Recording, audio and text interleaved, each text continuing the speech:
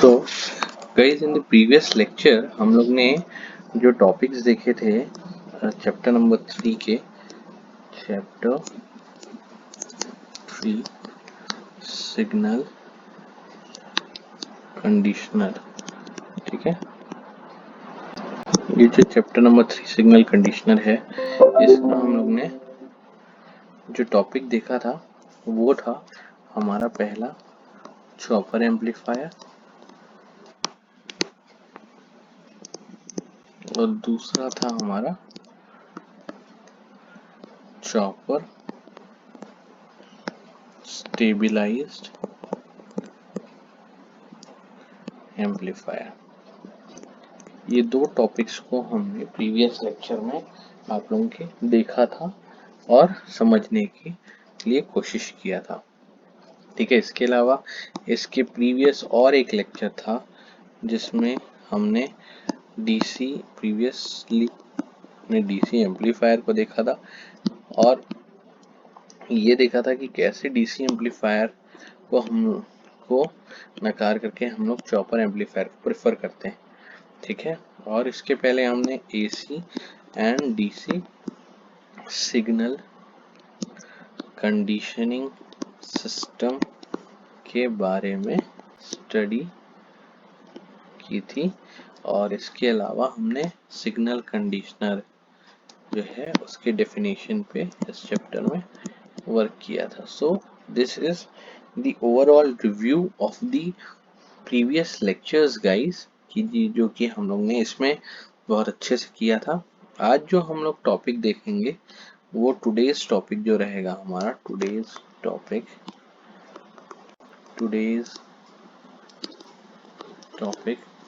वो हम लोग देखेंगे क्या, पहला ब्रिज सर्किट कि ब्रिज सर्किट क्या है, उसका क्या यूज है। दूसरा हम लोग देखेंगे कि हमारा जो ब्रिज सर्किट के बाद जो है वो सेल्फ बैलेंसिंग पोटेंशियोमेट्रिक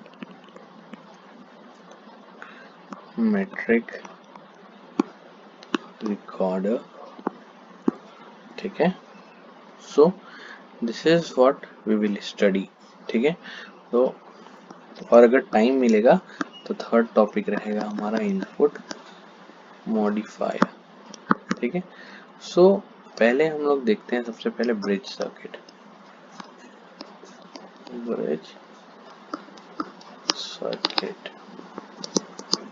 ठीक, तो ब्रिज सर्किट में हम लोग जानते हैं कि कितने रेजिस्टेंसेस होंगे, 4 रेजिस्टेंसेस होंगे क्योंकि एक ब्रिज का फॉर्मेशन होगा। तो ब्रिज का फॉर्मेशन हमारा किस टाइप से रहेगा हम देखते हैं। देखिए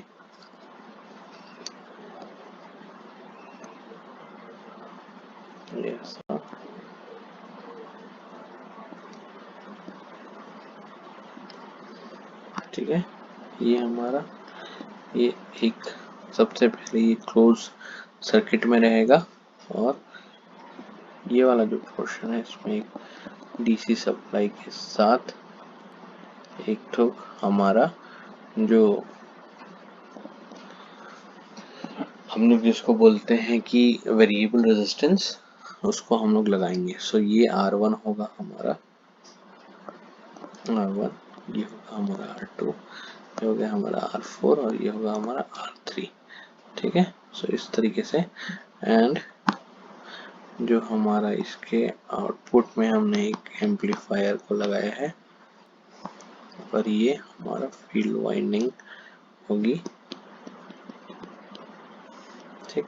इसी के साथ हमारा एक हमने डिटेक्टर, देखिए ये जो है हमारा, यहाँ पर हम लोग एक स्केल बनाएंगे, इसमें हमारा मीटर रीडिंग करेगा।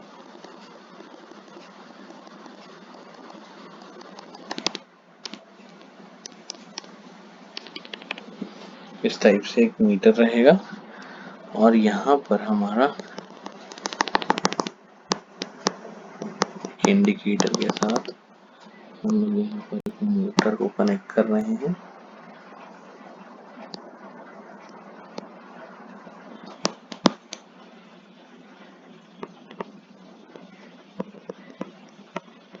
डीसी हमको यहाँ पर प्राप्त हो रहा है। This is what is the field winding,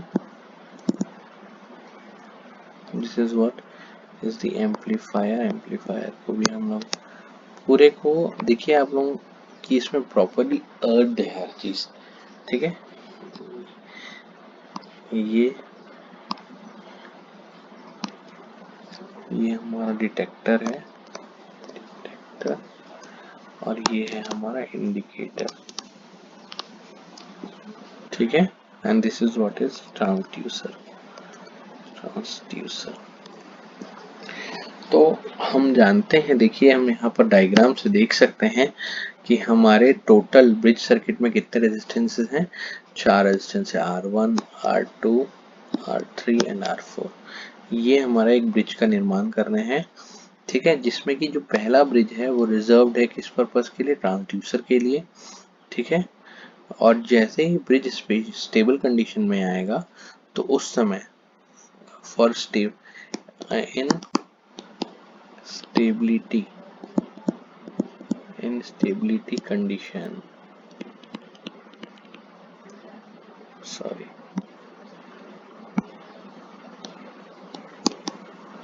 ये स्टेबिलिटी कंडीशन के केस में हम देखेंगे जो हमारा R1 अपॉन R2 है इसके बराबर होना चाहिए R3/R4 के रेशियो के बराबर। ये हमारी स्टेबिलिटी की कंडीशन होती है, ठीक है। इस कंडीशन में कोई भी करंट, किसी भी प्रकार का करंट, इस जो हमारा ये वाला जो पोर्शन है जो हमारा, इसमें कोई भी प्रकार का करंट फ्लो नहीं करेगा, ठीक है, इज फ्लोन टुवर्ड्स, है ना। और कोई भी करंट इस फील्ड वाइंडिंग की तरफ भी नहीं जाएगा, ठीक है, जिसके कारण से जो मोटर है वो किस कंडीशन में रहेगा, ऑफ कंडीशन में रहेगा, ठीक है। और यहाँ पर हमारे स्केल में एक जीरो इंडिकेशन यहाँ पर हमको प्राप्त होगी, ठीक है। जैसे ही हम लोग इस ट्रांसड्यूसर को R1 में कनेक्ट करेंगे तो जो ब्रिज है वो क्या हो जाएगा, अनस्टेबल हो जाएगा। जैसे ही ये ब्रिज अनस्टेबल होगा जिसके कारण सिग्नल जो है वो एम्पलीफायर के टूवर्ड्स फ्लो करेगी, जिसके कारण से फील्ड वाइंडिंग चार्ज अप होगा। फील्ड वाइंडिंग के चार्ज अप होने से क्या होगा, फील्ड वाइंडिंग के चार्ज होने से ये जो हमारा मोटर है वो चालू हो जाएगा। मोटर जैसे ही चालू हो जाएगा तो हमारे को एक रीडिंग मिलेगी और ये जो प्रोसेस है ये कंटिन्यूअस चलती जाएगी। सो बहुत ही सिंपल सा प्रोसेस है गाइस। देखिए सबसे पहले इसको समझने की कोशिश कीजिए फिर से एक बार, आप लोगों को थोड़ा सा इजी हो जाएगा चीज़ों को समझना। इसमें हम लोग देख रहे हैं हमारे पास इस ब्रिज सर्किट में 4 आर्म्स हैं, 1 2 3 4। ये चारों जो आर्म्स हैं ये लोग मिला के एक ब्रिज सर्किट का निर्माण कर रहे हैं। इसमें जो पहला जो R1 सर्किट है ये हमेशा रिजर्व्ड है किसके लिए, ट्रांसड्यूसर के लिए। तो नॉर्मल कंडीशन में जब किसी भी प्रकार का सिग्नल नहीं है, नो सिग्नल जब है, नो सिग्नल है तो ये ट्रांसड्यूसर उस समय काम नहीं करेगा। ट्रांसड्यूसर काम नहीं करेगा तो स्टेबिलिटी की कंडीशन रहेगी। स्टेबिलिटी की कंडीशन रहेगी तो यहाँ पर कोई भी करंट फ्लो नहीं करेगा, ना यहाँ कोई करंट फ्लो करेगा, तो मोटर हमारा ऑफ हो जाएगा, ऑफ रहेगा।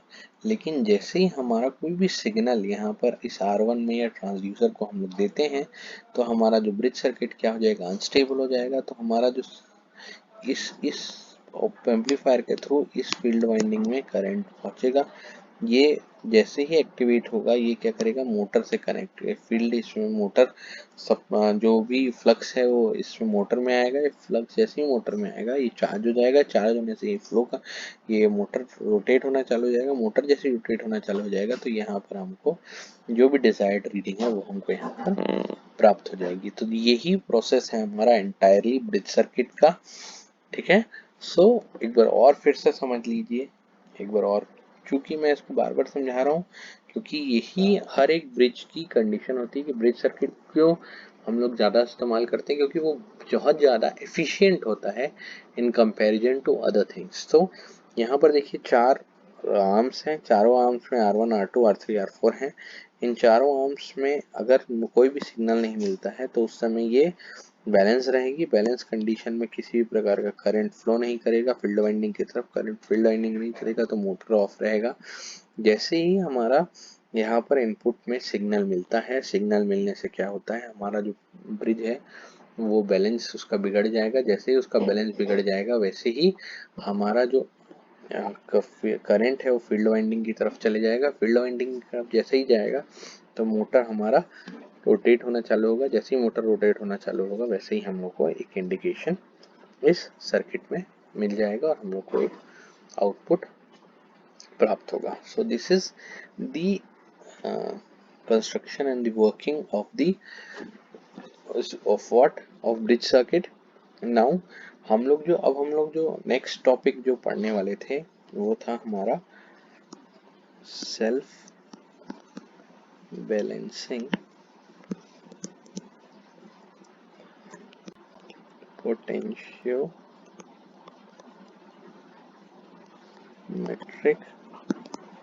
रिकॉर्डर।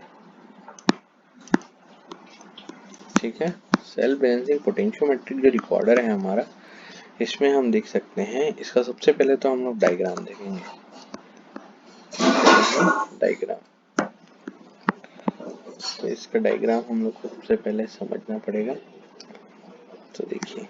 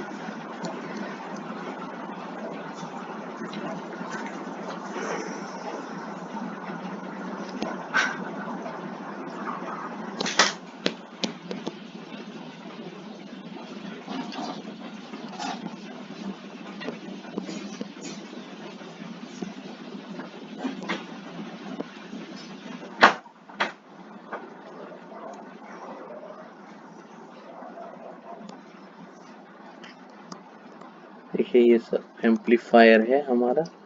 ठीक है, ये हमारा यहाँ पर हम लोग इनपुट सिग्नल देंगे। This is the input signal part.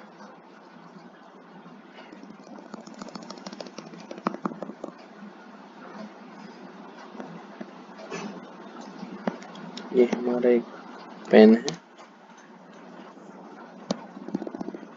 ये मोटर से कनेक्टेड है और ये मोटर में इसी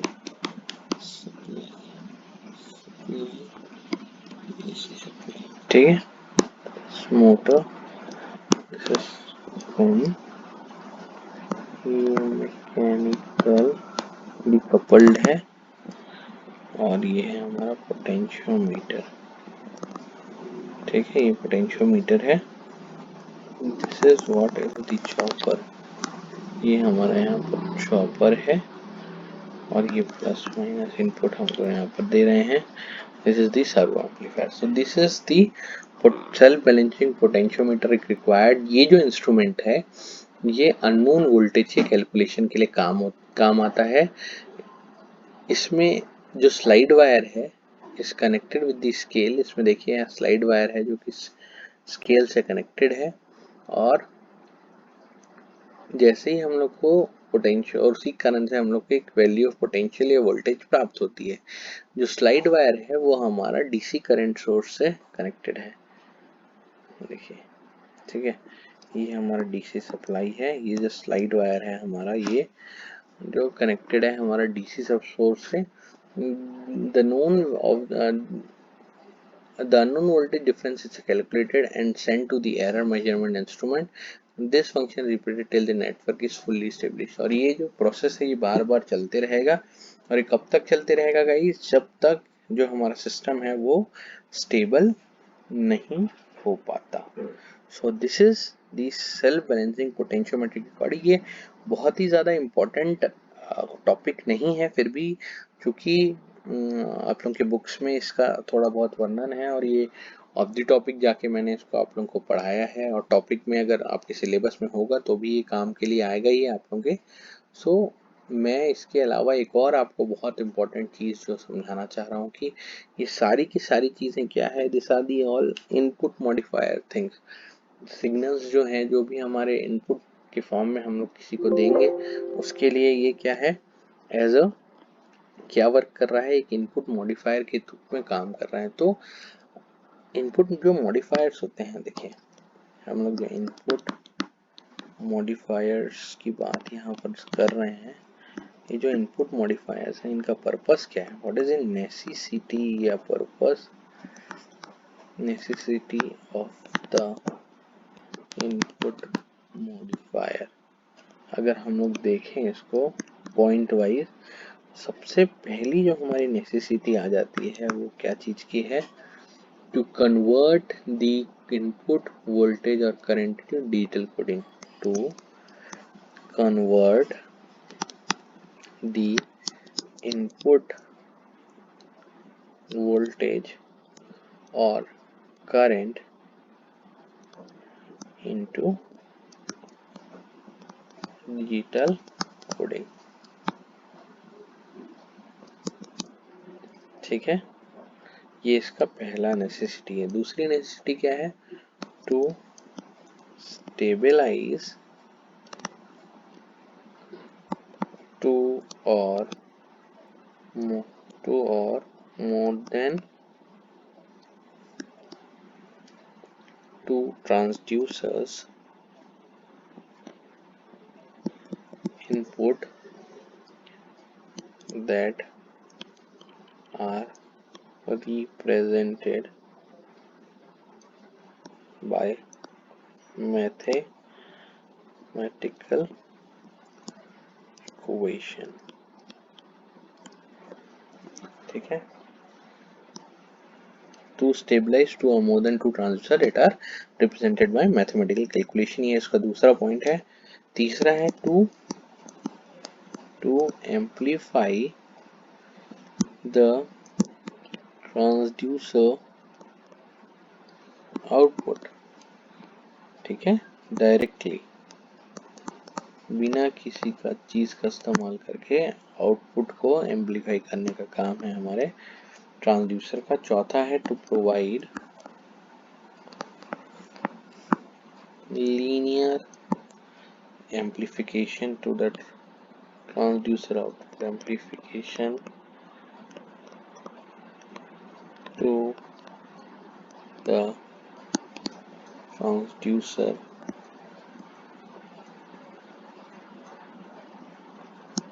आउटपुट, ये इसका चौथा इम्पोर्टेंट पॉइंट है। पांचवा इम्पोर्टेंट पॉइंट क्या है, to convert most of the transducer output into digital coding, ये इसका पांचवा पॉइंट है। छठवा पॉइंट है इसका to remove the unwanted frequency through filter from transducers and other devices। ठीक है, so this are the things जो कि हमारी नेसेसिटी होती है why we use the input modifiers. सातवां जो इम्पोर्टेंट पॉइंट है वो है फॉर कंपेयरिंग द इम्पीडेंसेस, जो भी इम्पीडेंसेस मौजूद हैं उनको कंपेयर करने के लिए हम लोग इस्तेमाल करते हैं। नेक्स्ट है हमारा to remove the thermoelectric error from the input से थर्मोइलेक्ट्रिक एरर को रिमूव करने के लिए। नौवां पॉइंट है हमारा for increasing the frequency band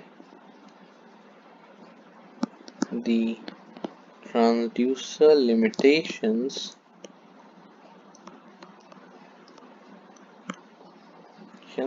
are either increased or boosted. ठीक है, so these are the 9 important necessities कि why we use input modifiers. अब ये तो 9 पॉइंट्स हम लोग ने बहुत अच्छे से इसको देख लिया, और देखिए इसमें कोई बहुत रॉकेट साइंस नहीं है। आप लोग अगर एक एक पॉइंट को अच्छे से समझने की कोशिश करो, जैसे टू कन्वर्ट इनपुट वोल्टेज और current to digital coding, to stabilize to और more transducer, to amplify the transducer output directly, to provide linear amplification, to convert most of the transducer output into digital coding, to remove the unwanted frequency through filter from transducer, for comparing the impedances, to remove thermoelectric error from the input, for increasing the frequency band transducer limitations are either increased or boosted. So these are the things जो कि important है हमारे लिए और जो कि कार्य कर रही है, लेकिन कुछ कुछ इनपुट मॉडिफिकेशन के लिए सर्किट्स हैं जो कि जानना भी हमको जरूरत है।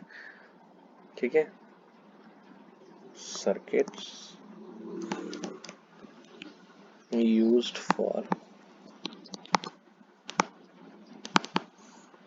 Input modifications. तो पहला सर्किट है वो क्या है हमारा, करंट सेंसिटिव सर्किट्स। दूसरा है हमारा बैलास्ट रेजिस्टेंस सर्किट्स।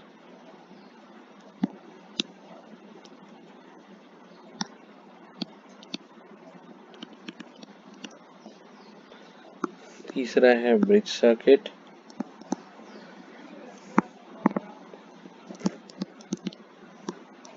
चौथा है इंस्ट्रूमेंटेशन एम्पलीफायर्स।